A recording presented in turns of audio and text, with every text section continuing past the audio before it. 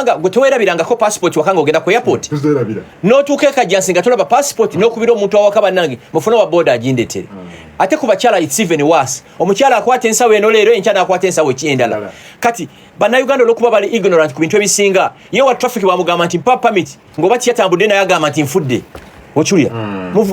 wayanzisa te ne mugamba mu kifo ky'ogenda ofixing ate abadde wakayinja kamu nga meaning alabika eri yeno ye okitegeera ne bambi omu ali eri waggulu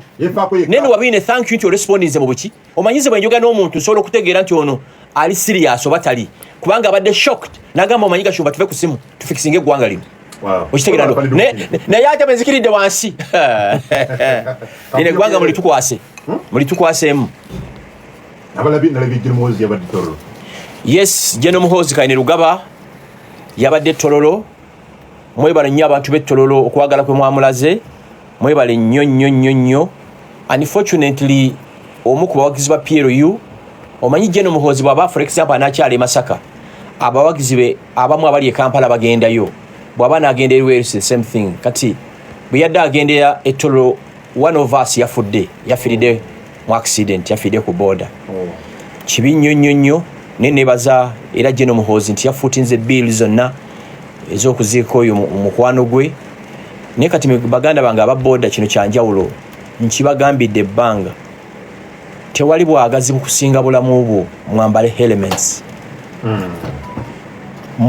elements ngana mwe bannamawulire bagamba tewali story esinga buki bulamu bwo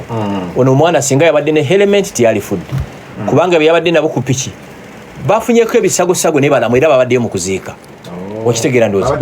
yes so ate information gyenfuna nti element yabadde nayo ng'agitadde mu mayembe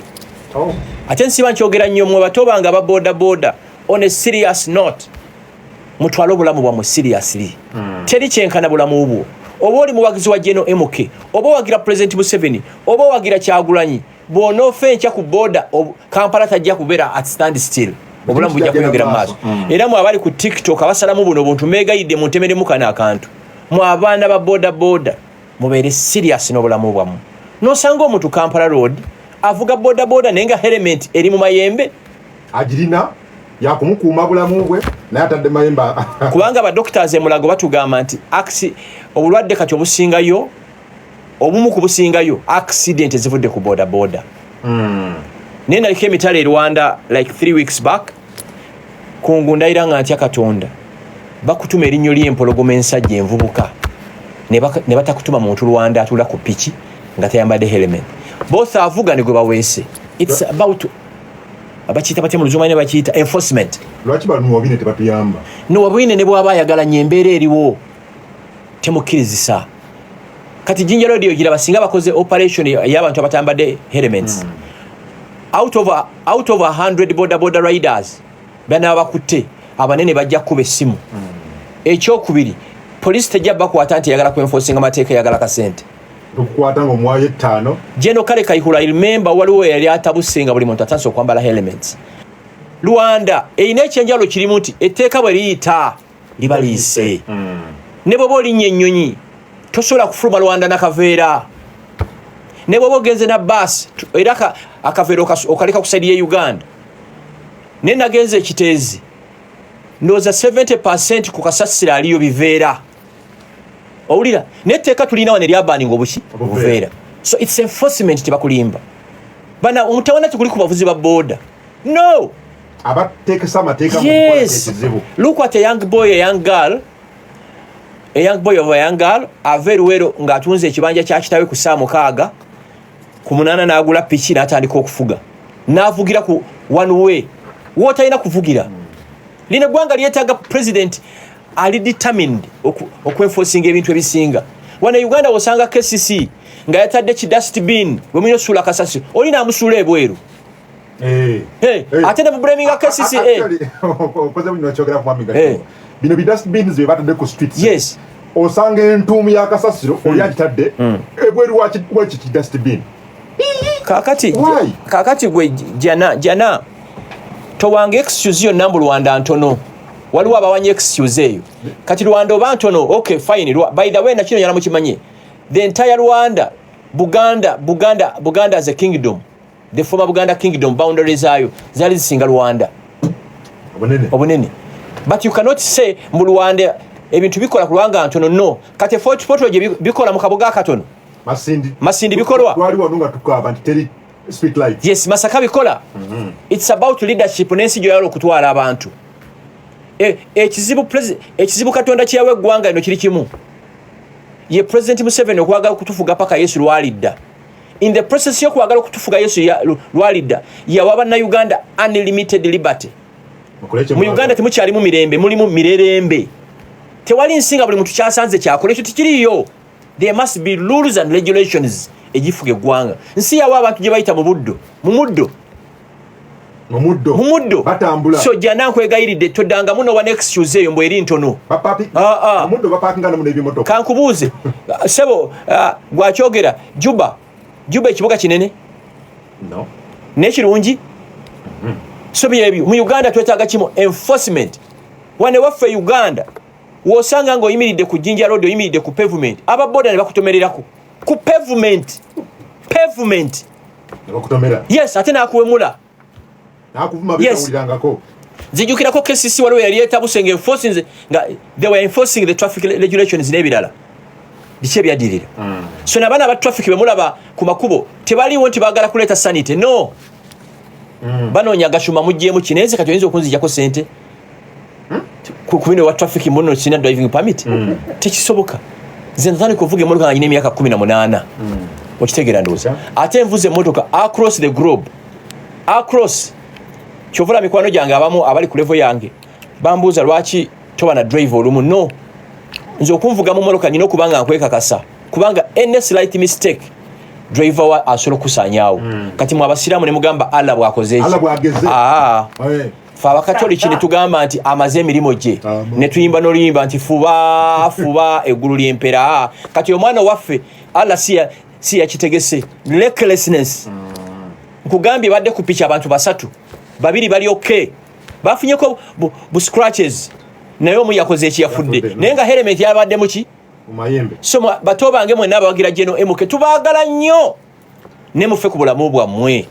kati nze nkyogera nnyo nze sisobola kulwala gundi typhoid sisobola kulwala typhoid nga mujja wanze Gashumba sisobola first of all nze amazzi genywa aga company zimu zine z'amazzi ziri specific nze sinywa amazzi gonna gensanze ekyokubiri mu Uganda juice munywa waka awala wensobola okunywa juice ya Cafe Javas ye restaurant yokka mu Uganda gyensobola okwaprovinga nti ebintu ebiribwayo biri authentic and certified nezino hotels munene no it's Cafe Javas okitegeera kubanga Mandela mumanyi nanyini wayo chairman wayo I know how he operates neze Gashumba nenywa amazzi ge batambuza mu kaveera nze Gashumba nenywa obutunda bwe watadde mu chupa ya Rwenzori oba wava that cannot be bajironda kasasiro oli nayiwamu obutunda n'onywa ate mwegamba bulira abawala ekintu ekikyasinze okulaga nti oli wa layisi kwe kunywera obutunda mu chupa ya Rwenzori oba wava nga baadi kasukeri kasasiro gwe noteekamu obutunda bwo notambula nabo omuwala yasomako at least ng'olina degree oba senior 6 wali badde ne juice container eyo bw'oba ova awaka noteekamu ka juice ko nojja okukola naye tosobola kuddira chupa ya Rwenzori oba wava omwabadde amazzi ate n'oyiwamu ki obutunda kiraga nti walayisi abaki gwoba okyali bubi oba okyalina okukola ennyo kiringa ng'okutula ku booda abantu babiri nga babaweese nawe oli bubi nnyo oba okyalina okukola ennyo tebalina kutula babiri booda erina okuweeka omuntu ogwo kino nkikugamba oba okyatula ku booda nga babaweeka babiri gwate okyali bubi nnyo balina mu masuuti ekirala kiringanga ewammwe nga bamufiirwa temupozinga mu kuziika nti waliyo ab'ebulaaya betulinda naawe okyali bubi nga olufa ku ssaawa 6 enkeera engalabiyo bagyebasaayo famire eyo eba ekyalina okukola ennyo kubanga famire ezimalayo ziba n'abantu abali scattered across the globe tulinde owa Denmark tulinde owa Canada tulinde owa Germany tulinde owa Switzerland ekirala bw'oba mu famire yammwe nga wabeerayo emikolo tiwaliyo mmotoka ya namba ya gavumenti ejja mu kika nammwe mukyali bubi mukyalina okukola ennyo ategedde kubira mukama engalo ez'amaanyi ne muba n'emikolo abako bakufiirwa oba gya mirembe nga tiwaliyo UD UP UC oba UG ontegera ndowooza oba ennamba eza Blue Bank of Uganda NSSF URA mukyalina okukola ennyo kiringa ng'okubanga okyasula mu ssuuka ez'ebimuli naawe okyalina okukola ennyo nze kamba buli naawe amasuuka meeru oba cream ge baalagira kiringa ng'okwesiba ettawulo eya bbulu okyali bubi nnyo kiringa ng'omusajja ayambala bokisa eziriko obumuli bwa kapa oba obubwa okyali bubi nze mbalaba eyo mu jimu gye tubeereyo ne sawuna omanyi abasajja tuba ne dressing room tukyusiza engoye omusajja neyeyambula ng'ayambadde bokisa ya pinki eriko bukapakapa nawe okyali bubi nnyo mwera abakazi bw'oba bbaawo ayambala bokisa ezirimu ebimuli weetaaga kusabira abalala waliwo gye ndali mu sawuna omusajja neyeyambula ng'ayambadde bokisa ya yero eriko bikrokodayiro neŋŋamba nti ono akyali bubi kaakati waliwo ŋŋambye lwaki oli bita okuggyako nga gwe obusiru bwo buli ku levo ndala obanga ebintu tobitegeera actually mu Uganda muno mwesiimye nnyo abatamanyi kigenda mu maaso muyina eddembe kino nkiddamu mwesiimye nnyo kati ono gwe bayita Christ aŋŋambye lwaki oli bita ye mu bwongo bwe alaba kiri nnoma okubeera mu traffic for 1 hour era social media ku bintu ebimu bye yaleeta successful kwe kuleeta abasiru ne batusembereza kubanga luyidde omusiru yabeeranga erugazi n'abeera ekalungu n'abeera ekyamulibwa n'abeera ne basiru banne obusiru ne bukomaawo kati the unfortunate part of it abasiru in different parts of the world basobola otwaccessinga ontegedde ye mu bwongo bwe alaba okubeera mu traffic for 1 hour it's very normal. Yes. Kyangu nnyo kubanga abasiru babeeranga erugazi ne babeera esembabule ne babeera ekakuuto ne babeera embalala ne babeera eggulu ne babeera ebundi bujjo mu basiru bwabwe obusiru ne bukoma mu vicinity eyo mu area eyo mwe bali kati the unfortunate part of it social media abasiru abo ebaleeta closer to us ulira nogenda omutunuuliranga yeetaaga kuyamba kati apo nga TikTok omuntu ayina eddembe okugoberera okitegeera kati nyinyonnyodde kyempiseemu natuusawako ekiro saa 9 gwa kiro twabadde ne Thanksgiving e Masaka naye ng'ate nyina okubeera ku radio nkutta obudde mbadde mu jaamu fanaawa nkyexplaininze kyomutawana tegubadde ku mmotoka owa traffic omu nga yaliwo naye ng'abala bali eno wansi yalaba nti kiri okay yalaba nti Kampala eri upside down eri okay Kampala buli kkubo lyoyitamu ebigoma biri mu makubo KCC etewebwa ssente ziyola kasasiro okitegeera ndo yalaba kiri okay kakati the worst part of it ono bw'aba mukazi n'omuwasa oba n'aba musajja gwe n'omufumbirwa mu abakazi mind ye yali contented era ono bw'omusemberera dream yaabwe aba ayagala tajja bigger dreams nze siri vireja chovola ba successful ekintu kyesobola kwogerako gye emipiira ne tusobola kwogera ku Nairobi ne twogera ku South Africa ne twogera Middle East ne twogera mu Europe ne US kyekifudde program ene ntugo kuba the #1 talk show every Monday ku radio so omuntu yenna ali happy ali comfortable ebintu ebiri mu ggwanga gwe weetaaga genda butabika okay yes bossa yali zayininze kiri noma abantu okulizayininga omuntu yenna bw'alaba nga working environment teri conducive for him or her alizayininga naye sisuubira nti bossa agenda kuddawo tumi kubanga mujjukira mu kwekalakaasa okukubaddewo bossa abadde ku buli each and every radio and TV to defend URA tekibadde kyangu nze kino kibagamba ate Katonda yamuwa dimina nti tezivaako tanyiiga ate bossa talina luboosibosi luno lukungukungu okitegeera ndowooza kubanga nzijukira mu biseera bya Ifris ebyo Jesus nga buli radio buli TV gyoteekako kuliko bossa naye bw'aba alabanga working environment mu URA tekyamugasa kiyakoze kituufu okukola ki okulizayininga omanyi URA nakino kakibagambe mu aboogerera ebitongole URA yanjawulo nnyo byonna yasinga obuzibu why it's a tax body all over the world tewali muntu ayagala kitongole kisolooza musolo kiringa all over the world tewali mwana muto ayagala Nancy amukuba mpiso taliyo okumanya abantu tebagala mpiso fe tulina embwa waka n'embwa teyeerabira waliwo embwa lwezirwala n'oleeta vet naye embwa zimutegeera ku gate n'oziraba nga sasa okwekyanga so ku defendinga URA 24 hours si kyangu kubanga URA eri mu kuimplementinga ebintu parliament beberekoze eki ne bwabanga bossa alaba environment gyali musinungi ali free okola ki obanga afunye ki no sina kisinga si buli muntu ntiyagala sente gwe kungu ekisinga mu mbeera awunzikiziganya naawe si mu sente byanjawulo nnyo osobola okuba nga olina sente naye nga tolina mirembe bantu bangi bemanye waliwo sikolo omu yagamba kigasa okuba ne sente naye ng'otambulira mu kagaali kigasa okuba ne sente nga ku baana bo bana basatu si babo omu driver yamuzaala mukazi wo omulala musirikale wo omulala shamba boy owulidde kigasa okubeera ne sente nga mukyala wo gw'osinga okwagala mufayirinze divorce sente tezisolovinga buli kintu unfortunately mulowooza nti sente zimala buli kintu yes sente zisolovinga ebizibu ebisinga naye omuntu ayinza okubeera mu working environment n'agamba kino nkikoze nkitadde so bossa yonna gy'olaga tukwagaliza buli kirungi yes ifris it's a platform urm eyita okusoloza omusolo ifris eringanga uber platform eringanga Instagram eringanga TikTok era sisuubira nti waliwo radio yonna eyali esomeseza bannayuganda vat kyategeeza like here ontegeera no ffe twagamba nga kimu bw'ogenda mu supermarket just demand for your ane receipt period yekakasa nti 18% ekugiddwako etuuse mu URA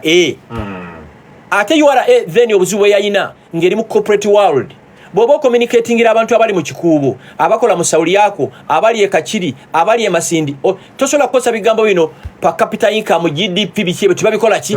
olina okukka ku level yaabwe yes so tuli proud nti radio fe badde ekolagana bulungi ne bossa ne tiimu ye waliwo omusajja katumita Kalumba abadde yali mu KCCA kati yaze mu kifo kikansubi tujasigaza enkolagana yemu fe tukolagana na muntu tukolagana kitongole kubanga bossa akibaddemu kati Kalumba ya taking over ne Kalumba muganda wange URA etegenda kubeera nyangu Allah okonvisinga abantu ab'omusolo se kyangu okimanyi fe tugenda wa manerenda ne wewola sente osasula omusolo nga weewoze osasula omusolo bw'oyingiranga awaka nga fridge yafuluma dda tobuuza TV gyeraga naye bayagenda omuntu watuukira okusinga free TV n'agenda ku fridge n'agenda ku kitanda kitegeeza ebintu bitabuse ategeerazo so URA erina communicating mu lulimi abantu lwe bategeera olwangu abantu ababi b'omusolo mu Uganda tebasoma monitor tebasoma New Vision bali ku radio bali ku social media that's where you can find them for accountability purposes musobola okukola press release mu monitor mu New Vision naye omuntu gw'otagitinga ali ku kikuubo ali mu owino ali mu sawuli yaako omusolo tasoma New Vision ndayira nga ntya Katonda sijjukira diro nali nsomye monitor oba New Vision nsome press release no way ate nga buli ogasoma buli lunaku yes no way osomako emitwe emikulu kyempikinzemu interest ne ngamba kino nja kisigaza naye nti nsome press release radio buli wobeera anti naddala zino ez'Oluganda of course oba oyagala abantu bafaawe basinga okuba oba okyagala oba tokyagala Oluganda lwe lulimi olusinga okwogerwa wano ekyokubiri tewali mu ggwanga wano woogenda n'oyogera Oluganda n'osula enjala mu Uganda muno tewaliwo nebogenda mambuka kizazi nze General MK ku bintu byensinza omufunamu ntambudde Uganda yonna there is no place we've been to Karamoja Arua Soroti Bundi Bujjo Kyotera Kweni ng'oyogera Uganda oli naakuva mu maaso era bw'olwogera nga talutegeddemu ng'ayita omuntu awo amanya alukola ki alutegeera you get it so URA erina communicatinga muki mu nnimi ennyangu z'okutegeera Oluganda oba olwagala bwatyo lwagala kuba switchboard ya American Embassy ennimi ziriko 3 kuliko Oluganda Oluzungu ne Swahili American Embassy mukube switchboard yaabo mpozi nga balugyeko kakati buli banka gyogendako ATM eri mu Luganda Luzungu oba ne Swahili mundage ATM mu Kampala ng'eriko sijja kyogera waliwo wano twali wano naawe Mwami Gashumba ne twogera ku bantu abasitulanya ebimuli ng'omuntu amaze okufa nabitwala gundi afudde naye tanaateekako n'omulala buli mwaka ateeka okutwala ebimuli ku malaalo waliwo katambi akatambula ennyo wano galiwo abasaba abakwagala nnyo ndowooza kakazanyira abantu bawulire just ku bigambo mbannyonnyola ekyabaddewo kuba bo bali eyo tebasobola kuba nga balaba akatambi kanjagaloza ebigambo ebirimu naye abantu badde bateeka ebimuli ku malaalo g'omugenzi n'ebigambo okyali omufuffe era nga tukyakwagalira ddala tukusuubiza okusabiranga omukama tumusabu olunaku luki amalalugo otwagala okukalasa ddala obukyali okuffe era nga tukyakwagaliira ddala tukusuubiza okusabiranga ebyo kungwe eggwanga lino lyafa bannange nze nakugamba oba oli happy kubigenda maaso mu Kampala you are genetically blessed full bw'oba oli musanyufu Kampala nga bwali gwe obusiru bwo tubutikka ku sino twaka 10 nsi yawa kampani erina okukola ekkubo nerimala omwaka mulamba ebigoma byasamye mugende ku kkubo lyeruzira ekiro nayise nyanama eyo ng'ogamba oba tuliwa muhoozi yabagambye bino ebizimbe birina okuggwa within 2 years Tom Magambo Director CID wayiseko ekibuli ekyo Magambo bannange abampuliriza mugambe Magambo Katonda akuwangaaze ne mu kifo ekyo si ekibuli eri eyalinganga ekikomera ky'embizi CID headquarters ne billboard ekwaniriza ku mulyango it's unbelievable era Magambo tuprovinze nti omuntu ali mu kifo abeera mukulu nnyo balina ebizimbe bye bamenye bw'otuukayo VVIP parking cafeteria abantu banywera kacaayi ettaala ezaako ekibuli ku CID headquarters oyinza okugamba oli ku Pentagon mu America naye lulingo nga bw'oyita ekibuli ekawungeezi oyinza okugamba nti oba kino ekifo bakidizatingiramu ki it used to be deserted it seemed like it was deserted mwabagamba muyinza okugamba nti Gashumba alimba mugendeko ku CID headquarters actually abaana abasoma amateeka nga dream yammwe ya kufuuka abapoliisi ba detectives please visit CID headquarters sawe no officer proud okuba you CID officer yes so kyensaba Magambo kino kive ne Kampala kigende ku buli district kigende ne smallest yes police station yonna olumu banjolako kadago yakirimu bakuyola ne banjola munale budde ku radio omanyika soyogere batagala kuwulira waliwo media samanya cyber something yali ku CID headquarters ne bantwalayo mansibyayo nakulamba bali bagala kundiisa organizinga ne cyber office nga temuli TV temuli radio evunanyizibwako emisango gy'amawulire n'ebirala naye nga temuli radio temuli TV temuli mu lupapula lw'amawulire muri mu bench guno bufomu kati nze singa mbadde director wa CID department ya media crimes n'ebirala muba ne TV panels nga 10 eno BBC eno CNN eno ki eno NBS eno NTV eno baba eno ki you can't tell me office yo yevunanyizibwa ku media ne temuli mu lupapula amawulire genda sanga mugangabo aga 1980s temuli mu ka radio kwogera temuli mu ka TV n'abakulu abalimu tebalina smartphones ne bayodde Gashumba you get it so Magambo thank you so much noza Magambo I need executive confidence ekirala Magambo oba president ya sporting ati Magambo yali kuranka oba yali private oba yali lieutenant I don't know natuka paka ku major ne banange ne bobo ino omusango nga bakututte ekibuli waliwo some fresh air the place looks good nayingidde mu office ye carpet myufu buli kimu nga kirungi oluganda owekimi aganti kisufu obadde n'omusajja ekyo nakoma kiraba Rwanda na visitingako polisi ye Rwanda natya kungu Rwanda tewali mu polisi gwe batwala for deployment bino nti okuma kifo bwe kiti agenda ku pick up bagenda mu Costa okujjako ababeera ku patrol in case waliwo obuzibu bagenda ku Costa ndayiranga ntya Allah cafeteria si balire emmere ye Rwanda y'abakulu ba polisi esinga cafe Javas buli kika kya chai cappuccino bulabula buli kika kya coffee cappuccino wali buli kika kya tea wekiri chocolate that's the Rwanda ekya kye nabe Rwanda musango okuba ne moloke Rwanda eriko scratching ya police nga bola bazine zaffe Uganda olaba patrol ngo yinzo gamba nti ekola mu kirombe kya matafali eri scratch yonna ate mwe minzabi bagamba Rwanda tebasaba visa boba tuyina ticket yanyo just board the bus and go ngemoloka za Europe zolaba eza police ontegera ndo so Magambo thank you so much otulaze ate nawe muke okugamba nti temuliza kungamba mbu buno buzibe bugenda kumala myaka 3 yagamba myaka 2 so kitegeeza nti when you appoint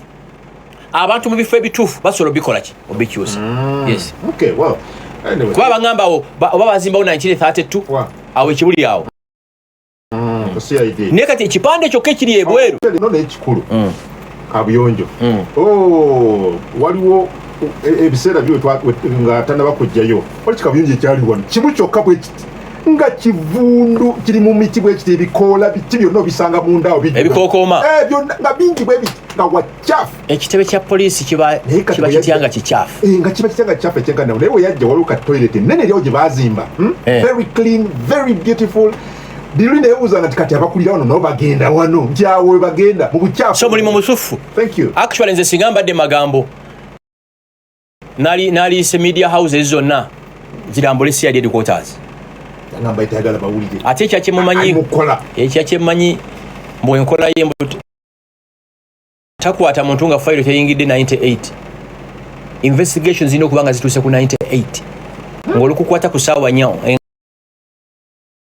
ngalabiyo the following day bera mu kooti. You get it? Kyekyo. He's doing an amazing. Kasita tuyamba na uncovering a road mu banaba mabati banaba era yali oyo. No, nekirala magambo oyo as a director of CID covertly ye team yayamba okukwata Matthew Kirabo. Nairobi gwali ogamba Matthew Kirabo teyatta abantu beera nabo nenga balowooza kirala. Matthew Kirabo yatta desire mirembe ne bamusiba emyaka 30 bamusiba mitono but at least gwe musango sina musango nali mpadde budde ng'ogwo nga buli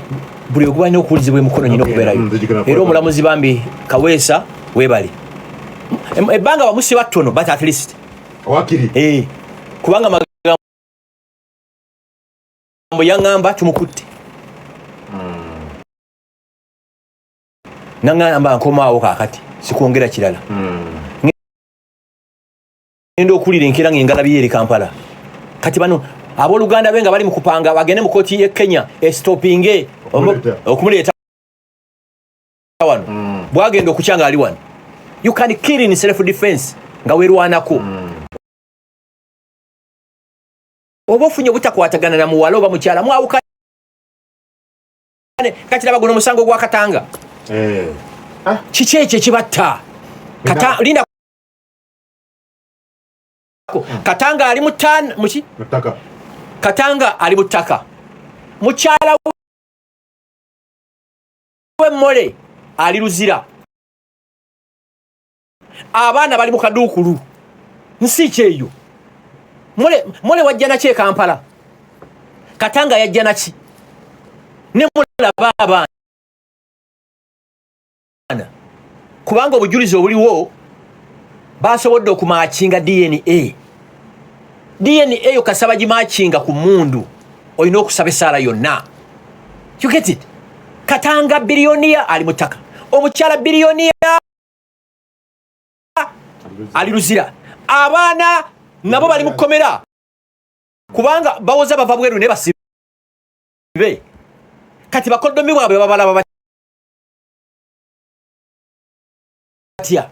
bwe bwanga n'obutakwatagana nga mulemye okusolvinga relationship mwawukane nga temutinganye muve kagasiya kano simanye empeta gye babawa omanye empeta likomere lisinga obutono kirala bino ebyobugagga byonna mwasanga bisange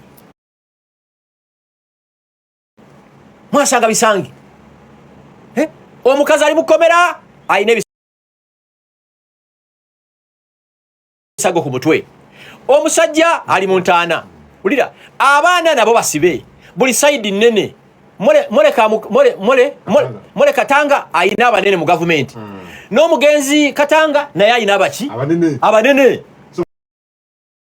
ulira kati tunulya scenario mukyala ugwe wawasa kubanga omwana we yali akafumbirwa